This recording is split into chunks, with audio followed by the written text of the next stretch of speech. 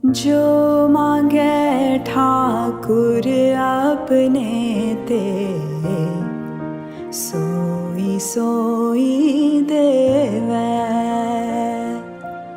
जो मांगे ठाकुर अपने ते, सोई सोई देवै। नानक दास मुख ते जो बोले, इहाँ उहाँ सच होवे। नानक दास मुख ते जो बोले, इहाँ उहाँ सच होवे। जो मांगे ठाकुर अपने ते, सोई सोई देवै। Why should we put spirituality as priority number one for a successful human life? Gosh, that's a long question in itself. Because I've already answered this in so many of the other questions, I do refer the listener to previous questions that really cover this topic well.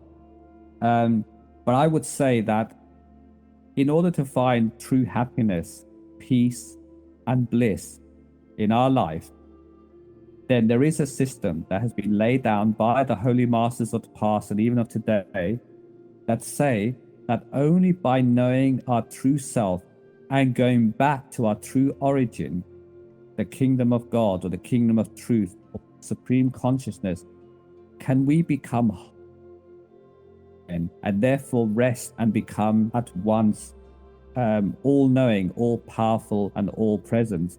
By becoming the very source of all existence that we ultimately are, by becoming one with that godness, union with that oneness, only then we can find happiness. So on that basis, if we're a seeker of ultimate happiness and permanent bliss and permanent peace, then we should seek the path that takes us to that state of existence. And spirituality has been named as that way forward. Although spirituality itself contains higher and level parts. So seeking a true holy master or the true path will allow us to reach this state of absolute bliss, wisdom, and peace that we all seek in our life here on earth. So that is why anyone who really seriously wants eternal peace, bliss, and happiness should seek out spirituality as a means, because that is the only means on earth that has been shown to attain that state. And by following those ones who are already attaining that state, enlightened ones, they can actually give us a living example of how we can live on this earth yet not be of the earth. And whilst you are doing this, you become naturally a better human being. And as a better human being, you have a more happier life here on earth, as well as in the life hereafter. So following the spiritual path not only allows us to attain the highest state of our existence, and therefore absolute bliss that goes with that, and peace and wisdom, but it also allows us to enjoy our time here on earth, because we're no longer confused about what life is all about. And if we're no longer confused, we become more knowledgeable, we can actually enjoy life here on earth. And they call this the enchanted life. The Holy Master referred to this as living the enchanted life, or living this life of happiness, where despite the problems we may be facing, we're overall still happy and we are peaceful, and we just get on with it. And we realize that there's so much more, so we just put up with it. And we even joke about it when we are suffering something. We make fun of it because we don't hold it to heart. So this is the best way to live a human life.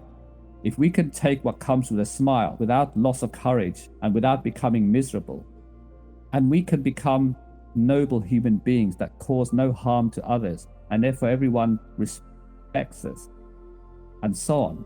and many other benefits of being a noble human being, then isn't this a better way of living than being just like a human animal? So I would say for that reason alone, spirituality, following the spiritual path, which gives us these things directly in this life, is a very useful thing to follow for those who, of course, seek peace and harmony in life.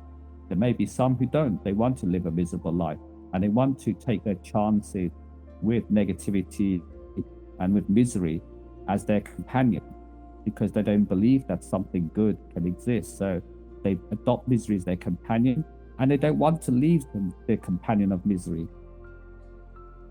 They enjoy that way for now. So that's for them. It's okay for them. But if you want to live a happier, more blissful, more joyful, more wise, and more peaceful way of life, then I would suggest that you adopt spirituality as a means to attain this.